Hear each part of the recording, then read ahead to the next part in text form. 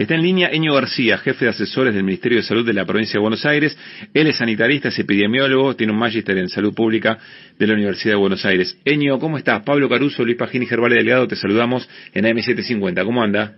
¿Cómo va, Pablo? ¿Bien? ¿Ustedes? Bien, muchísimas gracias por atendernos. Bueno, por supuesto que ayer nosotros decíamos que nos daba la sensación que la agenda un poco había cambiado y que había salido del protagonismo que tenía el día a día del seguimiento. Mi primera pregunta es si esto como sanitarista te parece que es bueno o es malo, si esto habilita relajos o en realidad habla de que, bueno, que se va construyendo esa nueva normalidad. Esa sería como una primera pregunta. Y después la evaluación que efectivamente hay que hacer de esos 8.713 nuevos diagnósticos que conocimos ayer y las 382 muertes, señor. Sí, yo creo que ahí hay una cuestión que hay que pensar, que hay que reflexionar, porque venimos con ya que 4 meses más o menos de que, un poco más, ¿no? Casi 5 meses de que el COVID es casi lo único que se habla, que está en el tope de la agenda, y está bueno por un lado que empecemos a hablar de otras cosas que puede significar que nos estamos adaptando a esa nueva normalidad, que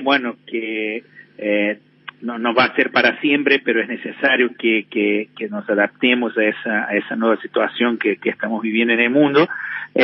Pero bueno, después de eso puede guardar esa trampa de alguna manera, de bajar la guardia, de disminuir los cuidados, y eso sería tendría un efecto muy negativo para el contexto que estamos también, ¿no? Entonces, por un lado está bien que hablemos de otras cosas, es necesario, pero sin olvidarnos que todavía estamos en una pandemia, que estamos en un escenario que nadie estaba preparado, que nadie esperaba, y que la respuesta que venimos dando en todo el país, y bueno, nosotros hablamos fundamentalmente de la provincia de Buenos Aires, es una respuesta, de la sociedad, no solo desde el Estado, sino que, de las personas, que viene teniendo su efecto, que viene teniendo un efecto positivo, ¿no? Porque, la mortalidad es baja todavía, los sistemas de salud, por lo menos en la mayoría del país, siguen dando respuesta, ¿no? Entonces se pudo hacer un enfrentamiento con el nivel de alerta que teníamos, un buen enfrentamiento a esa situación. No podemos bajar la guardia ahora, porque si bien estamos en un amesetamiento de los casos también acá en el conurbano, es un amesetamiento y un número muy elevado de casos, ¿no? Lo que sigue generando preocupación, y además hay una cuestión, uno no sabe una vez que termine ese amesetamiento hacia dónde va a disparar, si empieza a bajar los casos y ahí efectivamente nos damos cuenta que estuvimos en el pico, o si al contrario tenemos una nueva ola de aumento de casos, ¿no? Entonces hay que estar preparado también para esa situación. Estamos charlando con Eño García, jefe de asesores del Ministerio de Salud de la provincia de Buenos Aires. Luis Pablo Giniger tiene una consulta para hacerle, Eño, también. Dale, ¿cómo va, Luis? ¿Qué tal, Eño? ¿Cómo está? Quería preguntarle precisamente en relación a esto último que acaba de decir. Uno tiene la sensación de que los casos, esto no es una sensación, es un dato objetivo, los casos son cada vez más, y sin embargo estamos notando, lo mencionábamos ayer en nuestro programa, estamos notando al ministro Daniel Goyan en sus declaraciones, de alguna forma, entiéndase bien esto que voy a decir, de alguna forma un poco más relajado, menciona menos la posibilidad de dar marcha atrás, y está hablando de este amesetamiento al cual usted también hizo referencia, y notamos esa contradicción, ¿no? ¿Por qué esta tranquilidad, entre comillas, cuando los casos son cada vez más y las muertes también, ¿no?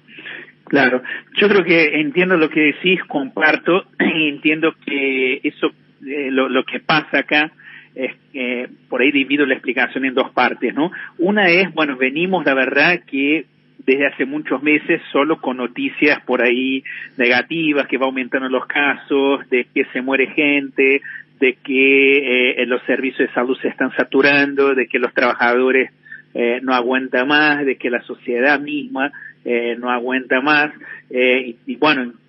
todas noticias que obviamente producen preocupación, angustia, Y en ese contexto, que tengamos una noticia que veníamos de constantemente ver subir los casos, y que hace 2 semanas vemos que esos casos, más allá que un día baja un poco, otro día sube un poco más, pero en términos de tendencia están estabilizados, ¿no? Termina siendo una buena noticia en ese contexto, y ese tipo de buena noticia nos tiene que generar esperanza, ¿no? Como fue la noticia de la vacuna también, ¿no? Es algo bueno, está bien, estamos viviendo un momento muy difícil, muy complicado, pero hay esperanza, va a llegar a un final, ¿no? Sabemos que vamos a tener una vacuna, y sabemos también que, bueno, que los casos no crecen de manera infinita, ¿no? Que hay posibilidad de estabilizar y mejor de que empiece a bajar. Entonces, por un lado eso, ¿no? Es como buscar algo positivo y un contexto que donde venimos con noticias malas, feas desde hace mucho tiempo. Pero bueno, por otro lado también la cuestión de que un indicador que mirábamos mucho y que nos preocupaba muchísimo era la saturación del sistema de salud. Y nosotros teníamos algunas proyecciones que indicaban que ahora en agosto, de seguir la velocidad de crecimiento de casos que teníamos antes, podríamos llegar a tener más de 90% de ocupación ahora antes de la transición del mes. Y con ese amesetamiento, nosotros rehicimos algunas proyecciones y vimos otro escenario, ¿no? Que de seguir la velocidad actual de contagios, por ahí llegaríamos al 13 de septiembre, más o menos la segunda, antes que se termine la segunda quincena de septiembre, a entre un 75 y 80% de ocupación. Entonces esto también genera un alivio, porque la verdad es que se hizo un esfuerzo muy grande en la provincia de ampliar las camas, de capacitar el personal, de los equipos de protección, todo eso, y venimos con una preocupación y había un riesgo inminente de que el sistema se colapse, y ese era el peor escenario. Al poder ver que el amesetamiento genera otro escenario, también nos genera alguna tranquilidad de, bueno, podemos bancar todavía la respuesta del sistema de salud. Me parece que por ahí lo que plantea Goyen en las últimas entrevistas tiene que ver con esas dos perspectivas. Bien.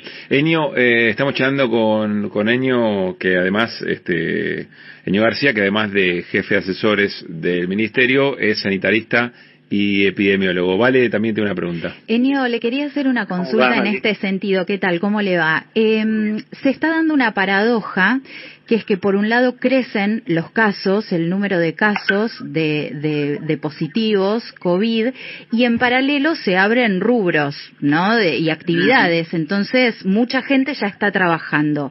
Hay una escena que se está dando en varios espacios, que es que no se considera enfermo a los asintomáticos, y entonces las empresas los hacen trabajar. Hay que considerar a los que dan positivo COVID como enfermos y licenciarlos inmediatamente, o cómo de verdad se los puede considerar como que no están enfermos.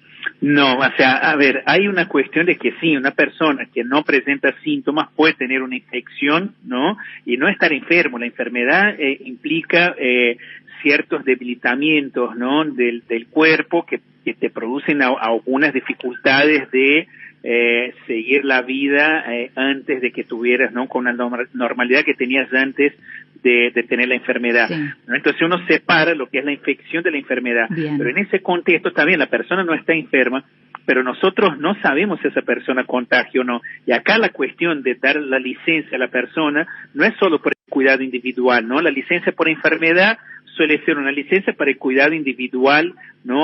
O a lo sumo familiar, ¿no? Del núcleo familiar, para que, bueno, la gente pueda cuidar a su hijo, ¿no? Claro. A su pareja o a sí mismo. En ese caso, la licencia a una persona que da positivo a COVID es para cuidar a todos los demás. Eso es verdad cuando el trabajo es presencial, pero si es remoto, la contracara de eso es, bueno, tenés el virus, no estás enfermo, podés trabajar desde casa igual. Entonces ahí hay una zona gris que es algo que está sucediendo en las últimas semanas sobre todo, y que se presenta un escenario muy complejo para el trabajador.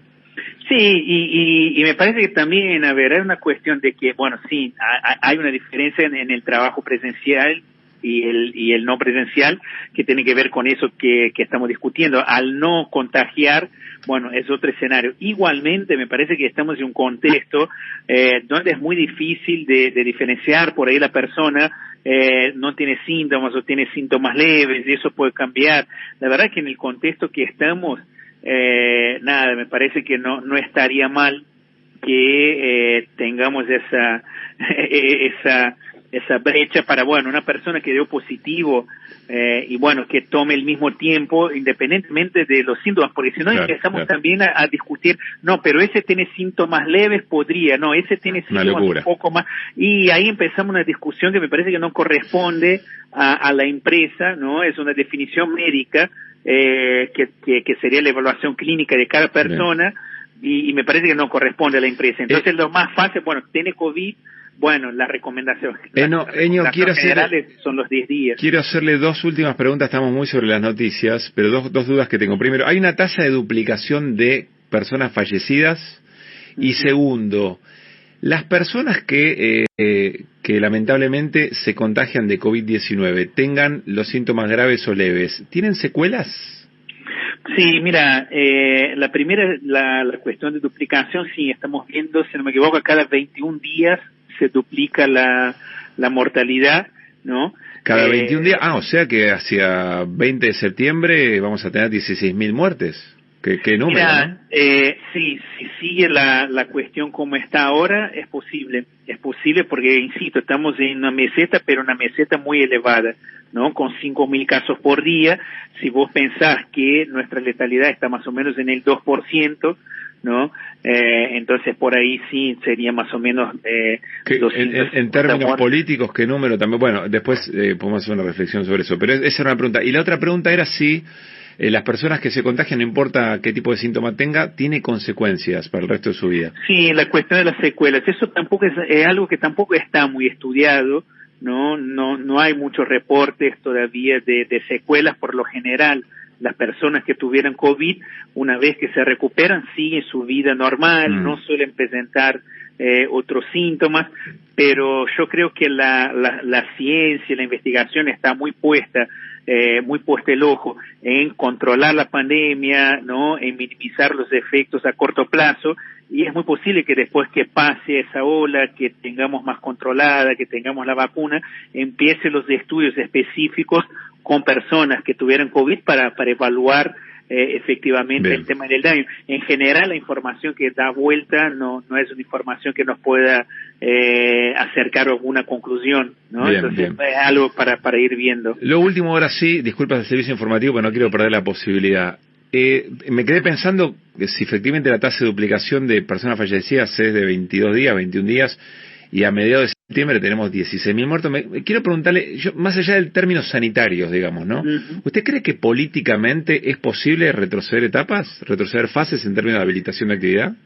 Yo creo que sí, que si hay un acuerdo con los territorios, bueno, hablo de la provincia de Buenos Aires, que tiene, como es una provincia que tiene mucha autonomía dentro de los municipios, cualquier decisión que se tome en ese sentido tiene que haber un acuerdo con los municipios, ¿no? Entonces nosotros vemos, por ejemplo, la situación de Mar del Plata, que se está preparando los protocolos para el verano, que está pensando en otras habilitaciones, pero tiene cerca de 600 casos activos y la curva de contagio viene en aumento, ¿no? Entonces me parece que ahí, principalmente con esos municipios que viene habilitando más actividades, de sentarse, bueno, de hecho la jefatura de gabinete de la provincia lo hace, y mira, queremos tener un verano y controlamos la situación ahora, porque ¿de qué verano estamos hablando si no conseguimos controlar la situación epidemiológica? Entonces me parece que tener esa conciencia de que por ahí es más estratégico poder retroceder un paso ahora en esas habilitaciones para bajar el nivel de contagios, bajar la cantidad de casos,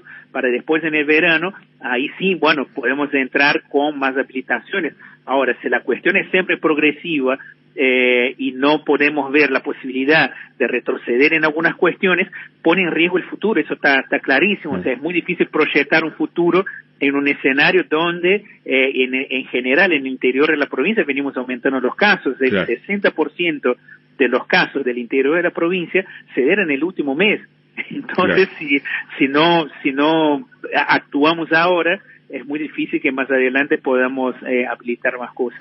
Eño, le agradecemos como siempre su predisposición, un gran abrazo. Abrazo a ustedes. Chao, chao. Eño García, jefe de asesores del Ministerio de Salud de la Provincia de Buenos Aires, sanitarista y epidemiólogo.